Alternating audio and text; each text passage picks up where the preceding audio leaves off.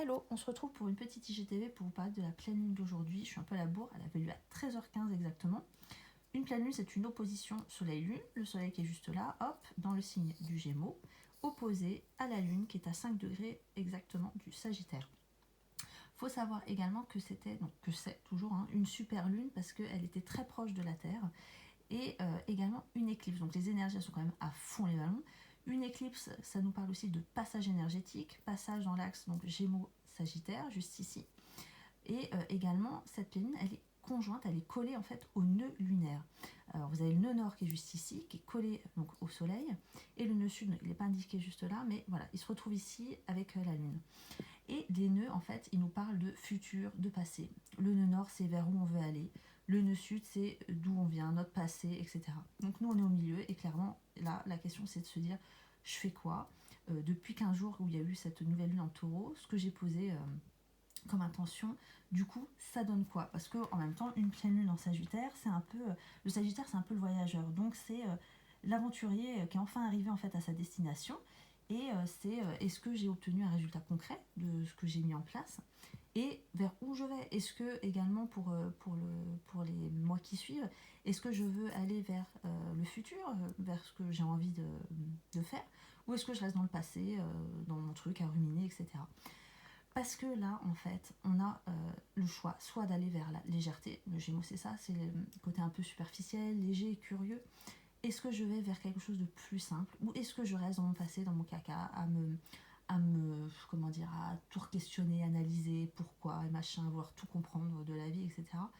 Euh, En fait, c'est ça la question, parce qu'il y a quand même ce besoin de tendre, voilà, vers quelque chose de plus simple, de beaucoup plus de légèreté, d'être moins obtus comme le Sagittaire quelquefois qui est dans ces trucs genre c'est ma vérité, ce que disent les autres, c'est pas vrai, etc. Voilà, il peut y avoir ce côté-là chez le Sagittaire, et là, il y a plus ce truc à se dire, bon, moi ce que je dis c'est je suis pas le tout puissant, je peux aussi écouter les autres, et, et prendre les choses un peu plus à la légère. Ouais, moi, me prendre la tête en fait.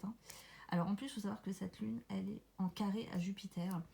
Carré, c'est un aspect qui est un peu qui est en tension, quoi, clairement.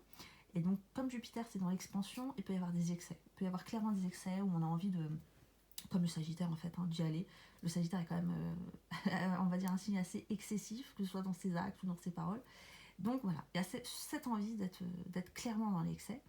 Et vous avez également Mercure. Mercure qui est juste ici avec Vénus, qui est en aspect pareil en carré, donc en tension avec la planète Neptune.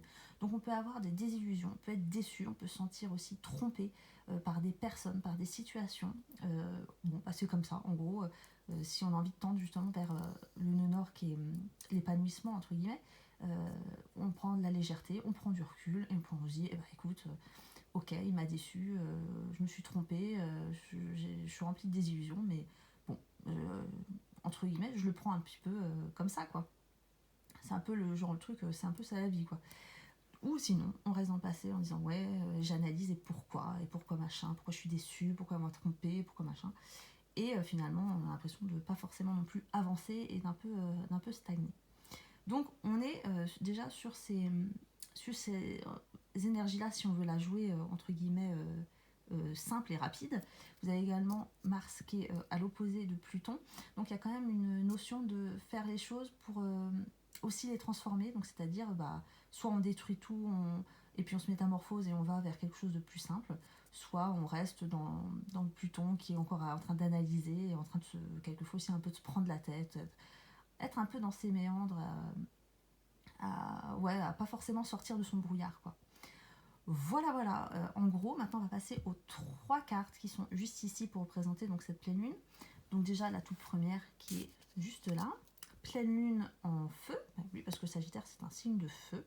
On est sur la reconnaissance, reconnaître ce qu'on a fait, ce qu'on a mis en place depuis 15 jours. La nouvelle lune en taureau, c'était clairement poser ses projets, penser aussi à l'aspect financier. Et là, c'est reconnaître un petit peu ce qui s'est passé et faire le point, faire le bilan. On n'est pas du tout sur quelque chose de toute façon en pleine lune à mettre des intentions.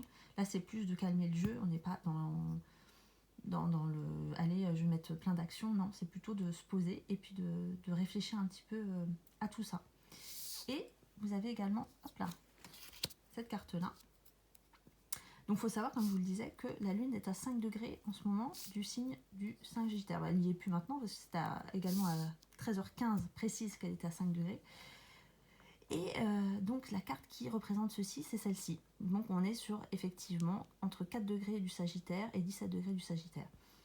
Précipice. En fait, vous avez un homme, une femme, un homme plutôt, qui avance, en fait, sans trop se poser de questions. Il y va, il a les yeux, il regarde en l'air. Il avance, il y a le précipice qui est là. En gros, il se prend pas la tête, il y va, quoi. Il y va, et le gars, il ne regarde pas. Donc, quand on est sur cette carte-là, précipice, on est sur quelque chose, en fait, vous avez Jupiter et Mars qui sont en train de se joindre ensemble. On est quand même sur quelque chose d'impulsif, il y a quand même de l'ordre, voilà, toujours comme je disais, de l'ordre de l'excès. On est poussé à vouloir faire quelque chose, en fait. Il y a un besoin de vouloir prendre une prise de décision, de décider sans réfléchir, d'être dans l'excitation, allez hop, j'y vais, je fonce, puis je m'en fous, même si je tombe. Alors que justement, on est sur quelque chose de...